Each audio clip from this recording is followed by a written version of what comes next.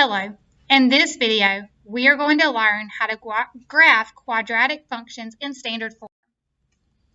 So remember, quadratic functions are f of x equals ax squared plus bx plus c. This is our standard form when all of our variables and our constant are on the same side. It's a polynomial function where the highest degree is 2. It's going to have two solutions. The shape of the graph is going to be a parabola. It's going to have an axis of symmetry. And to find the axis of symmetry, the formula is x equals negative b over 2a. That formula is very important, so maybe you should write it down somewhere. And then it's going to have a vertex, which will either be the maximum or the minimum on of the graph, depending which way the graph is facing. So standard form, f of x equals x squared minus 4x plus 5. And the reason why I'm emphasizing standard form is because in the next video, we're going to learn about vertex form. So looking at this function, f of x equals x squared minus 4x plus 5, we know it's in standard form because everything is distributed, everything's on the same side, it's as simple as possible. And so we see that it's a square, so we know it's a quadratic, right? We know that our leading coefficient is 1. Okay, and because it's 1, it's going to face up, open up, because it's positive. And then we see that we have a 5 on the end, so our y-intercept is going to be 5. Our c is 5, so y-intercept is 5.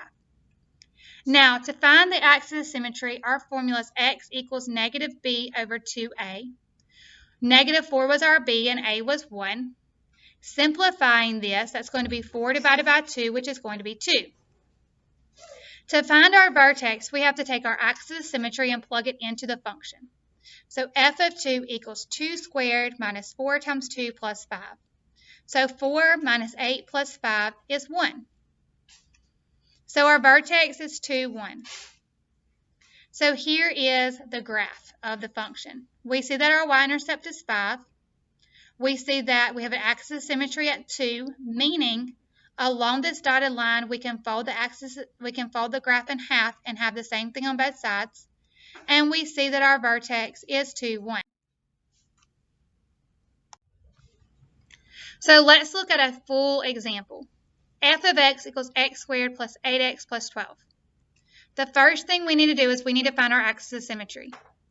Negative b over 2 times a. Our b is 8. Our a is 1. So negative 8 divided by 2 is negative 4. To find our vertex, we know that we have to take our x value, our axis of symmetry, and plug it in. So negative 4 squared plus 8 times negative 4 plus 12. If you notice, I've used parentheses anywhere where I plugged in a number. This is critical because if you choose not to use parentheses, it could cause a calculator error if you use a calculator. We're going to plug all this in our calculator at one time with the parentheses. I cannot emphasize that enough. If you're going to plug this all in the calculator at one time, you must use parentheses. If you want to try it, use it without parentheses, and you'll notice that you will not get negative 4. If you plug it in with parentheses, you will get the correct answer of negative 4. So our vertex is negative 4, negative 4. Now, to get the remaining values so that we can create the entire curve, we need to create a table of values. So first, we're going to plug in our vertex, which is negative 4, negative 4. And we're going to put it in the middle spot. Then we're going to choose two values that come before negative 4, so negative 5 and negative 6, and two values that come after negative 4, negative 3 and negative 2. And we are going to plug these into the function just like we did to find the vertex. When we plug in negative 6, we get 0. When we plug in negative 5, we get negative 3. When we plug in negative 3, we get negative 3. And when we plug in negative 2, we get 0. Now it's time to graph.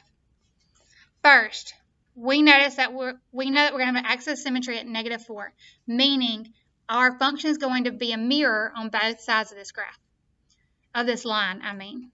So now we need to plot negative 4, negative 4. And then we're going to plot our other 4 points, negative 6, 0, negative 5, negative 3, negative 3, negative 3, and negative 2, 0. Then we're going to connect them with a nice smooth curve. One thing I want you to notice is we keep talking about how the axis of symmetry is a mirror. There's our vertex. It's a minimum, right? Because it's at the bottom. So our vertex is a minimum in this case. And our function opens up. And then we have our two zeros, which are -6 and -2.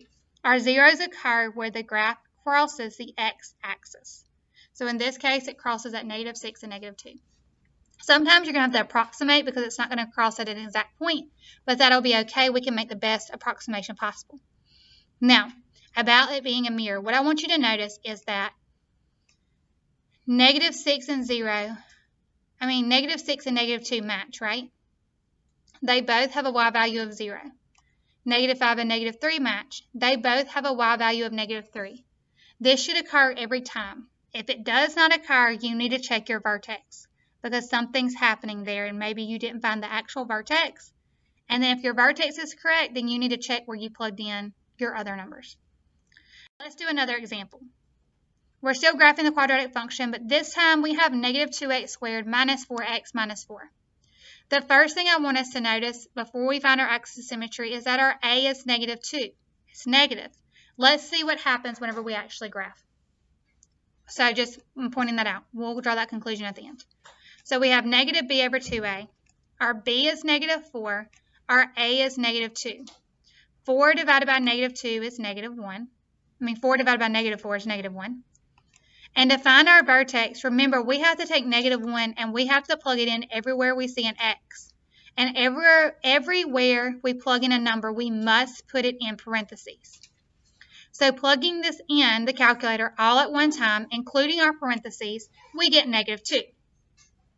Now, our vertex is -1, -2. Remember, our next step is to find the other 4 points that we can make a nice smooth curve. First, we're going to plug in -1 and -2. We need to find two values of x that come before -1, which in this case are -2 and -3. And then two x values that come after -1, which is 0 and 1. We're going to plug all 4 of these numbers into the calculator, into the function, and then we can plug it into the calculator. When you plug -2 times -3 squared minus 4 times -3 minus 4 into the calculator all at one time, you get -10. When you do the same thing for -2, you get -4. For 0, you get -4. And for 1, you get -10. Now let's graph. We have an axis of symmetry at x equals -1. So when we plot all of our points, everything should be a mirror. Here's my vertex, -1, -2. And then I have my other 5 points. Connecting with a nice smooth curve, I have my graph. Now, at the very beginning, we pointed out that a was a -2. In our last example, a was a +1. In the last example, the graph opened up. In this example, the graph is opening down. That's a key factor. If your a is positive, it's going to open up. If your a is negative, it's going to open down. So we look at our vertex. It's a maximum. Okay, it opened down, so it's a maximum. And then we don't see anywhere it crosses the x-axis.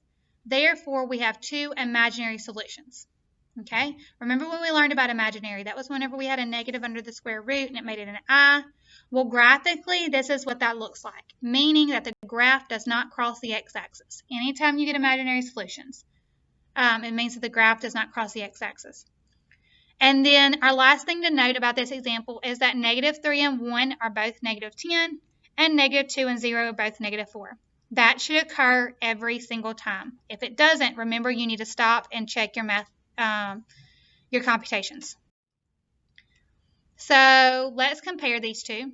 These are the two graphs on the same screen, example 1 and example 2. And there are the functions, okay? What we notice is that a is positive and it opens up.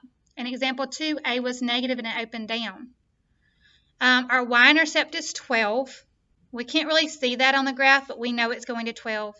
In example 2, we see that our y-intercept is -4.